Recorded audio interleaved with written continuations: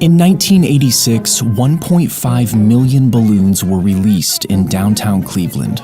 Cleveland has now broken the Guinness Book of World Records and released over 1 million. This was meant to be a charity fundraiser and a way to put the growing city of Cleveland on the map.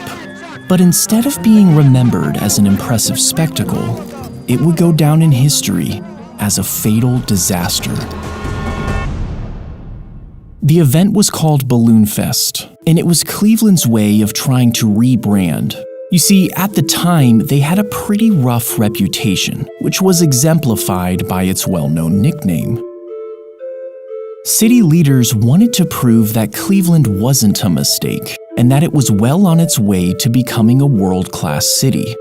The previous year, Disneyland had claimed the Guinness World Record for the biggest simultaneous balloon launch. And for some reason, the city leaders thought that outdoing Disneyland was the perfect way to start cleaning up Cleveland's image. Soon after, the United Way of Cleveland developed their ambitious plan to launch nearly 1,500,000 balloons over the city.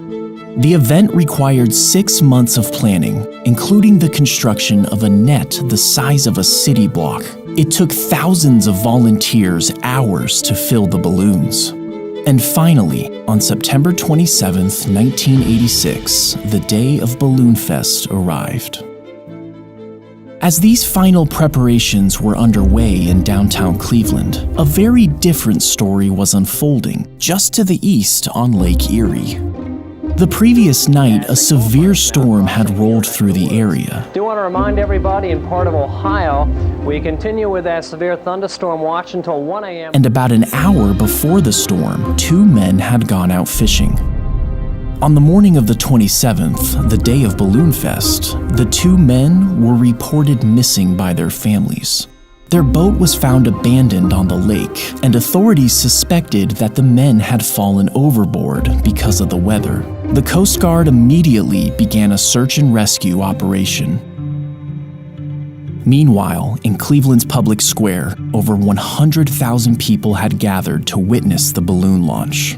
The organizers were pleased that last night's storm had cleared in time for the event to go forward. But as the day wore on, the weather once again took a turn for the worse. A major rainstorm was closing in, but the balloons were already filled and ready to go. Rescheduling at this point would be near impossible. So instead, they released the balloons ahead of schedule. 5, 4, 3, 2, 1. Here we go. Lift off. Amazing. And the fan is up, and there they go, John. The Guinness Book of World Records has just been broken in Cleveland. Over 1,500,000 balloons. There was no doubt about it. The launch was spectacular. We did it! It was a tremendous moment of triumph for the city of Cleveland. But unfortunately, this moment of triumph did not last long.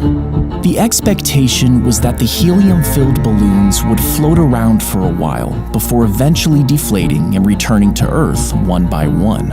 But that wasn't what happened. And the wind has just shifted just enough that the balloons are now trailing fast. This is beautiful. The balloons are coming back this way. They're coming back. The cold air and oncoming rain immediately pushed the still inflated balloons, tens of thousands of them, back down towards the ground in droves. The result was mass chaos. Balloons, 1.5 million of them, caused quite a stir in Cleveland yesterday. It was A part of northerly wind quickly carried the balloons to Burke Lakefront Airport, and within minutes, the runways were so clogged that all flights had to be suspended. The balloons also started to descend on certain streets, and after a number of car accidents, these roads had to be closed until a bulldozer arrived to clear out the balloons.